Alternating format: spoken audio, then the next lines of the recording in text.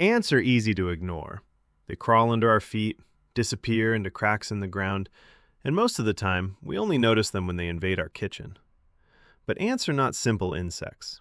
They build colonies, farm food, fight wars, protect territory, carry objects many times their own weight, and work together like a living machine. Now imagine one of them was no longer the size of a fingernail. Imagine it was the size of a dog. Not a giant monster from a movie, but the size of a small or medium dog, around 8 to 15 kilograms.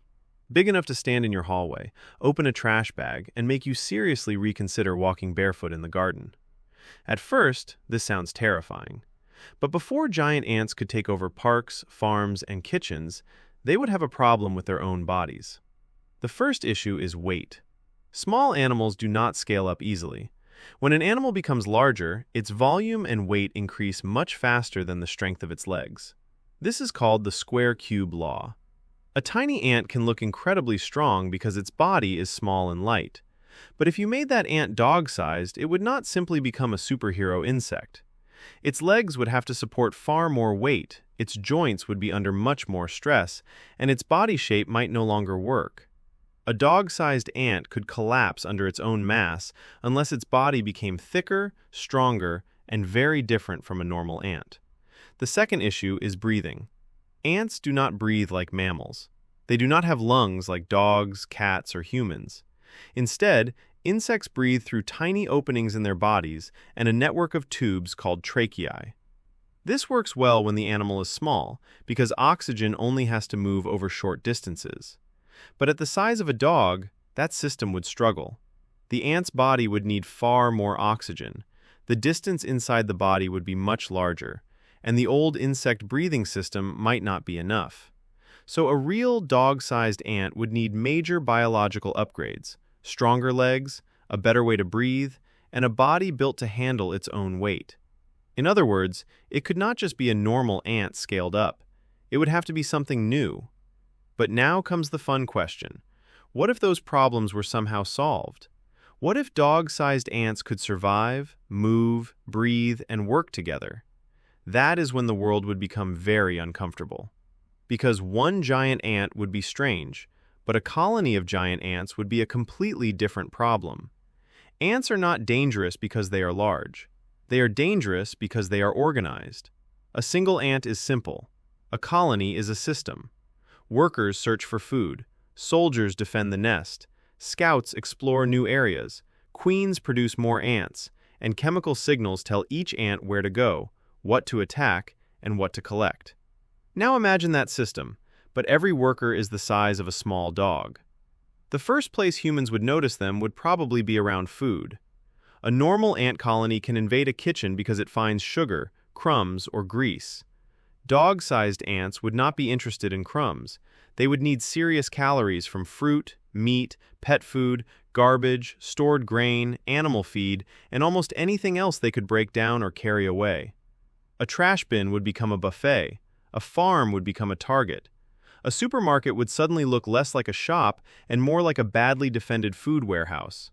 Their food demand would be enormous. Even a small colony would need a huge supply of energy, and that means they could strip fruit from trees, raid storage buildings, attack livestock feed, and compete with wild animals for food. In nature, they could change entire ecosystems. Small insects, worms, eggs, carrion, seeds, and young animals could all become resources. They might not need to hunt like wolves, because they could simply overwhelm an area through numbers, persistence, and organization. That is the real nightmare. Not one giant ant chasing someone down a street, but hundreds of them arriving slowly, silently, and with a purpose. A dog-sized ant colony would also reshape the ground. Normal ants already move soil, build tunnels, and change the structure of the land. Now scale that up. Their tunnels would be larger, their nests would be deeper, and their mounds could become enormous. Fields, lawns, roads, and foundations could be weakened by underground chambers. A colony under a farm could damage crops from below, while a colony near a town could become a serious engineering problem. Imagine discovering that the ground under your driveway is not solid anymore. It is part of an ant city. and that city is expanding. Forests would also change. Dog-sized ants could clear paths through leaves and branches, protect food sources, attack competitors, and spread into areas where few animals could stop them. Some predators might try.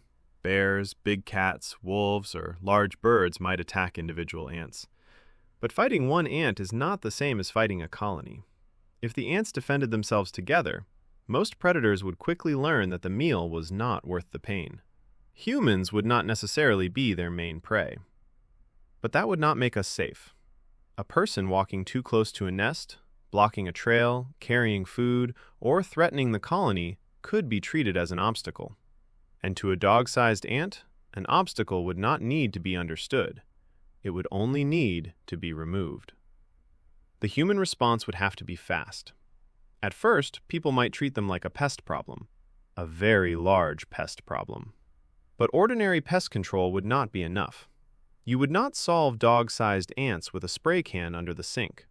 Cities would need monitoring systems, farms would need barriers, food storage would need stronger protection, and homes would need sealed foundations, reinforced doors, and better waste control. Outdoor garbage would become dangerous. Picnics would become a strategic mistake, and leaving pet food outside would be an invitation. Governments might have to create restricted zones around large colonies. Scientists would study their movement, communication, and reproduction, while emergency teams would need special equipment. Not because each ant is unstoppable, but because the colony is intelligent in a strange way. Not with one brain, but with thousands of bodies acting together. That is what makes ants so different from most animals. A wolf pack has leaders, choices, and social behavior. An ant colony behaves more like a distributed machine. No single worker needs to understand the whole plan. Each ant follows simple rules, and together, those simple rules create something that looks terrifyingly strategic. If dog-sized ants existed, humans would not just be fighting animals.